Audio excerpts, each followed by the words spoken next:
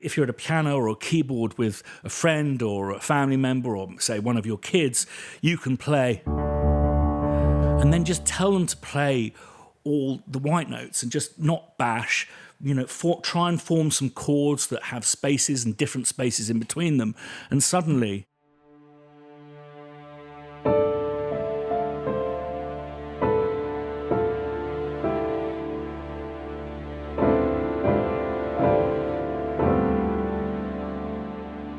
a big blocker that I've observed for people wanting to make music is the concept that in order to make music, they have to be good at an instrument. And in order to be good at an instrument, they have to learn how to play other people's music.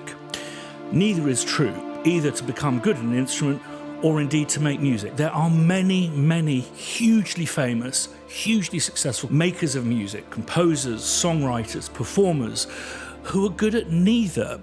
I wouldn't say theoretically illiterate, that sounds a bit rude, definitely inarticulate, and indeed a bit crap at their instruments. Irving Berlin is a perfect example of someone who didn't know anything about music theory, couldn't read music, and indeed was so bad at the piano that he could only play the white notes, and he had a lever attached to the piano so he could change the register depending on who he was writing for or with.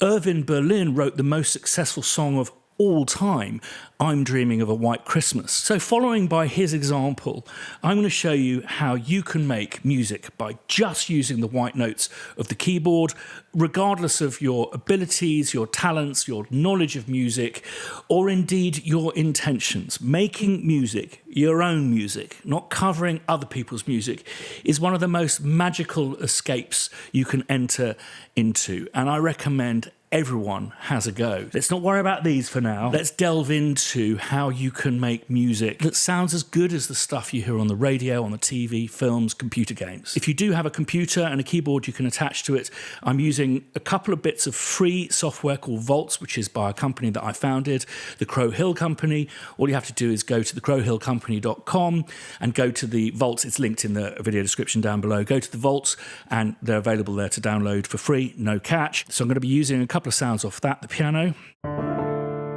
and the strings, and also this rather magical thing that we've just made called string murmurations, which really brings your music to life.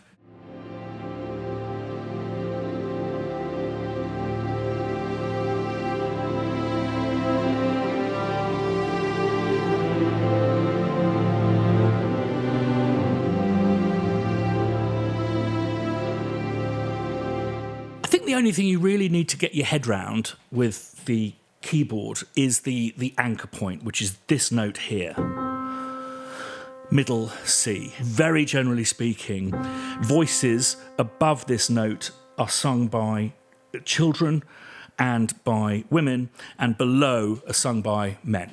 All the notes along the keyboard are equal subdivisions of notes between what we call octaves. So that C, this is a C, this is a C. I won't go into the details of it, but basically if you vibrate a string at this pitch and then stop it, or interrupt that vibration halfway between the top and the bottom of that string, it'll sound an octave higher.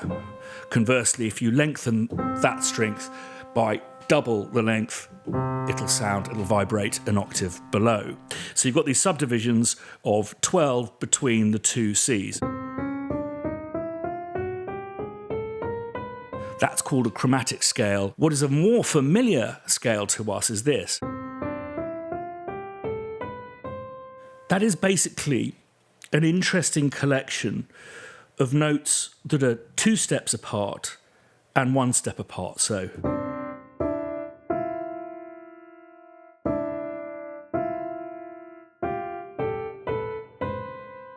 as opposed to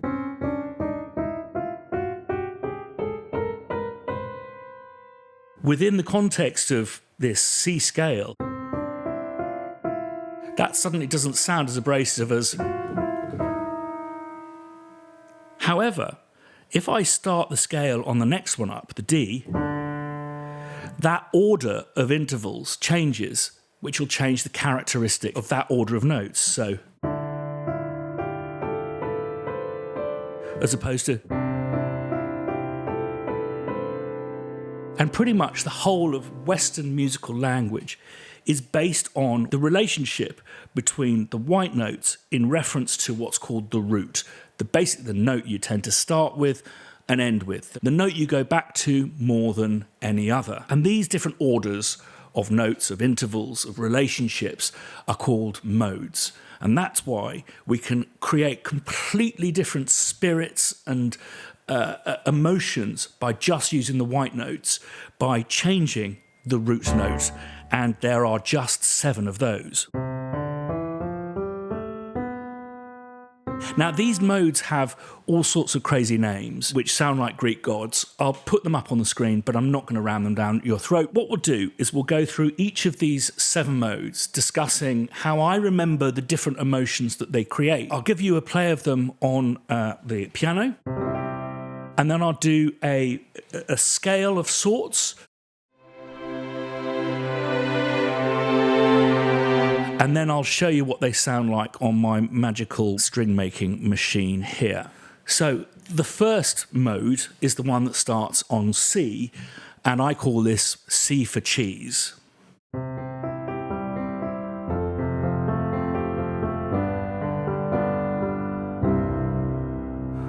If I run these notes in this scale,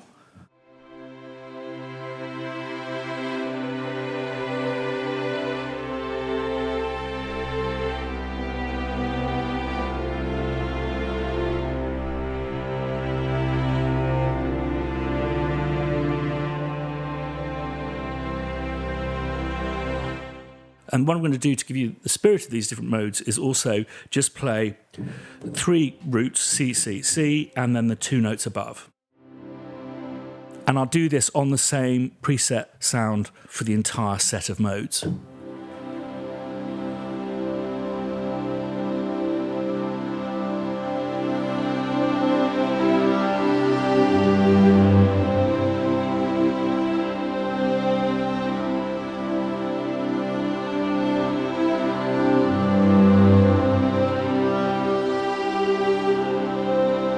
So for me, it has a sense of something that is very naive. It can be the beginning of a story. A lot of nursery rhymes will be in this mode. Moving along to D, I would say the most common mode used in Hollywood today, the does everything mode. And there's a few reasons for that, but just have a listen to it.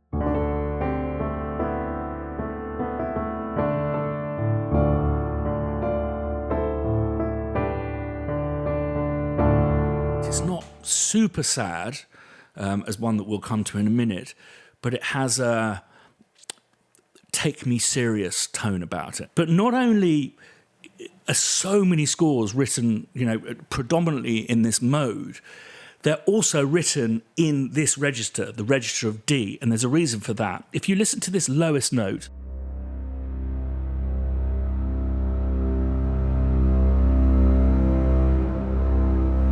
most double basses come with what's called a C extension, which gives us the lowest note a double bass can play. That is an open string, so it's not stopped. So it's literally bowing with one hand, doing nothing with the other, just playing the lowest note of the bass. And as a consequence, it has quite an ominous, very still tone.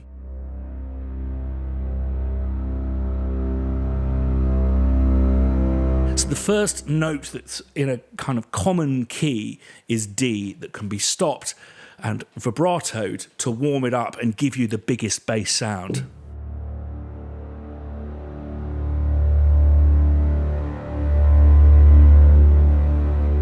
You can hear it's a lot more resonant, which is why this is such a popular, not only mode, but key for Hollywood music, because it gives us that seriousness.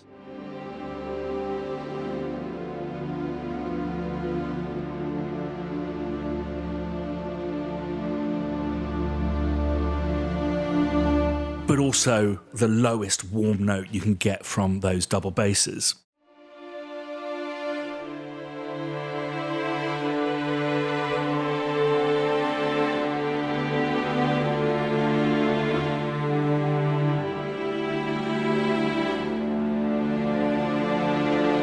And then these these three notes with the two roots beneath it.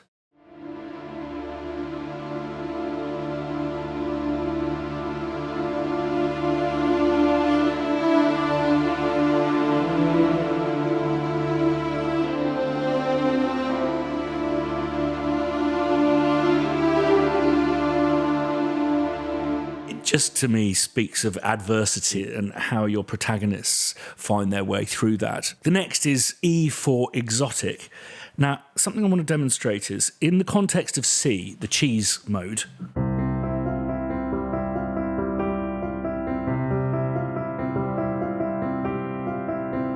sounds perfectly reasonable. Now, in the context of E, the exotic scale,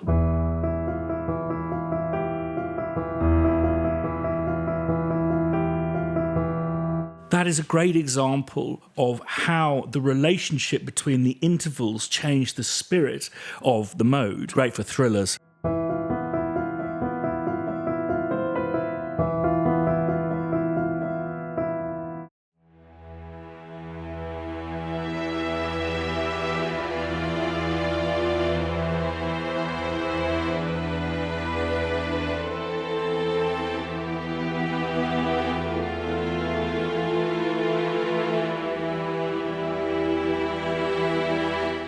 A huge amount of uncertain concern there.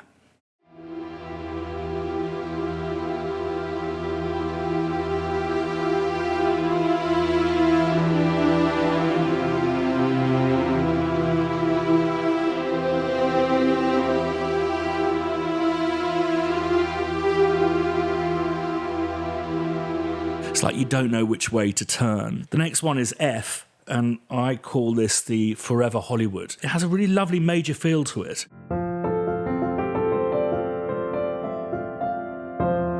You may have noticed I've avoided playing one note, and it just adds this bit of spice of adventure, of setting off to new lands. And that's what I think gives it a really American sound to me. It's like it's venturing forth on something that is full of positivity, but also just with that little sense of risk in this one note here.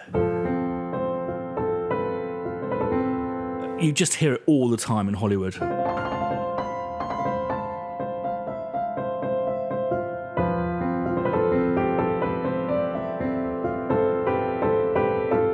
It's interesting, there's an amazing fantasy film about humans and aliens coming into contact, and they communicate through a series of intervals, musical intervals. And John Williams, the composer for the score of Close Encounters of the Third Kind, Spielberg film, an early one, I believe that John Williams decided that the best way to speak to aliens would be to do that, like hold your hand up in surrender. And therefore he wanted to use 5 notes, and he also wanted to explain the kind of harmonic language of the music that we play, which are these very important relationships between the note of C, and that is the dominant, the superdominant, the subdominant, he repeats that, and then the root.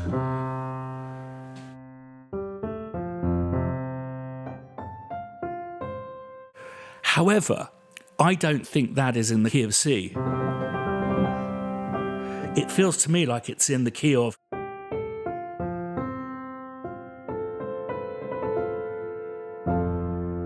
which is the Forever Hollywood, just that little, what's going on here? Is there danger? But let's go for it.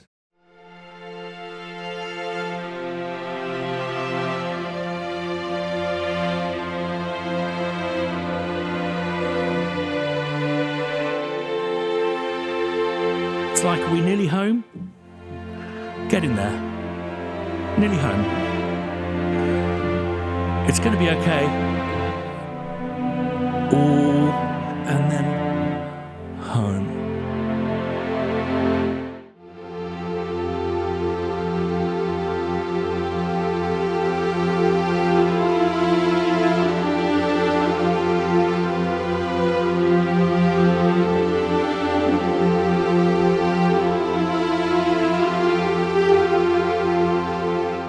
Next one, G, and I call this good for romcoms.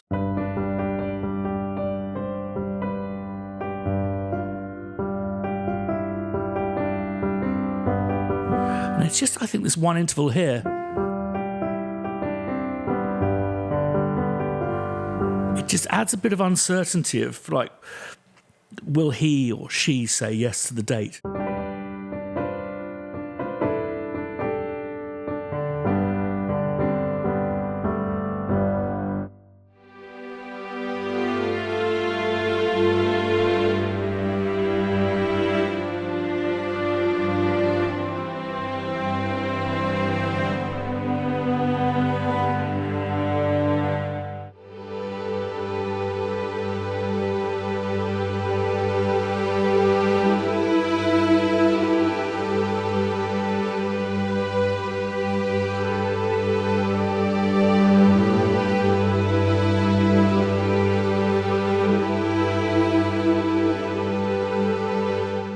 Next up is what I call always sad, A for always sad.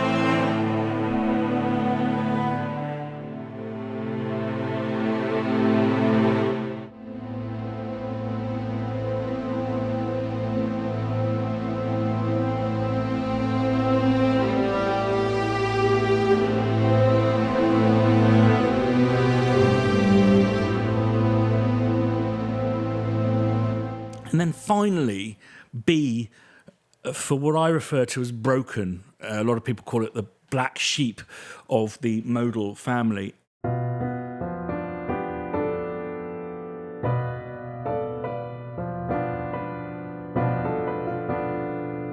I couldn't find a single piece of film music that uses it, this weird mode. And I think that's because if we go up through the different keys, C, major, minor, minor, major, major, minor. That's not a thing. That is, if it was B minor, it would be that. If it was B major, it'd be... Instead, it's this B minor diminished, I think. And because the root is so unsettled, ungrounded, it doesn't really work as a musical mode.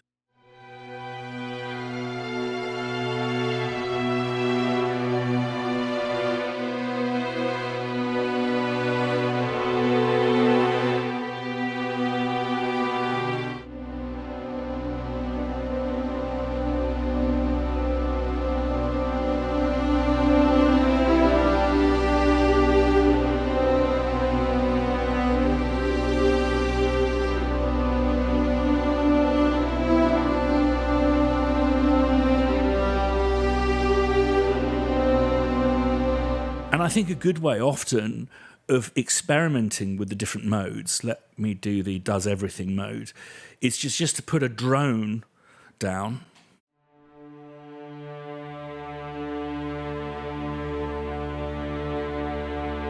If you're at a piano or a keyboard with a friend or a family member or, say, one of your kids, you can play. And then just tell them to play all the white notes and just not bash, try and form some chords that have spaces and different spaces in between them. And suddenly...